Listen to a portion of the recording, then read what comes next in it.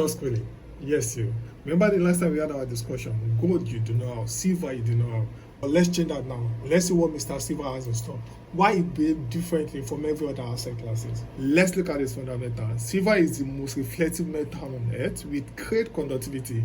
It was once the money of the world, possibly the first in human history, and the story of its mining began 5,000 years ago. To date, about 1.74 million metric tons of silver has been mined from Earth.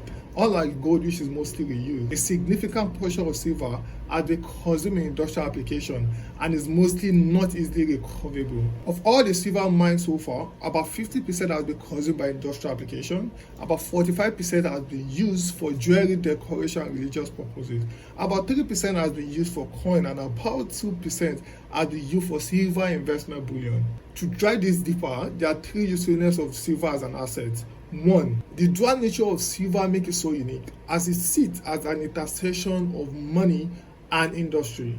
The fact that it can be used during inflation just like gold, but also have its usefulness in industrial application like solar panel, EVs, and many more. Of all the demand in industrial applications, 17% of it is coming from solar panels. EV uses about 25 to 50 grams of silver per vehicle. Now imagine a world where we are all EV. There will be thousands of demand for silver. Will there be enough supply to beat up this demand? And this has not included the AI infrastructure that is happening at the moment, where different nations is expanding their data centers, building up data centers to enhance their AI infrastructure. And we know how important silver is for semiconductor, also for this AI infrastructure. So what happened to demand? Skyrocket. Since 2021, the demand for silver has consistently outpaced the supply for it, with Mexico being the leading mine producing country, followed by China. Roughly about 26,000 metric tons of silver is being supplied every year. What does this mean? This justifies the reason why silver has gone over 125% year to date, as the demand for it has consistently climbed the ladder. What then happens in a situation where there is much more demand for EV, much more demand for electricity using the solar panel, much more demand for industrial applications like AI infrastructure, database, semiconductor, and etc. With this limited supply, will there be opportunity for it to meet this demand? And remember our principle of basic economics. What happens in a situation where there is a limited supply and a high demand for a commodity?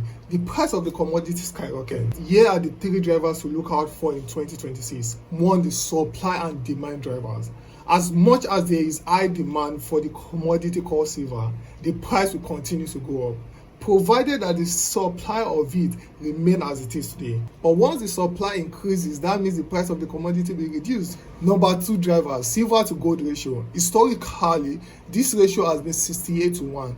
That is, you require about 68 tons of silver to purchase 1 ton of gold. The more valuable gold becomes in the market, the more cheap silver becomes. This creates a huge gap, which makes people and investors think that silver is cheaper and much more valuable to purchase. In that scenario where there is a huge gap of it, it makes silver attractive to investors, which is another driver or factor you want to look at in 2026. Number 3, the monetary policy. We know how important the economic situation of a nation is, right?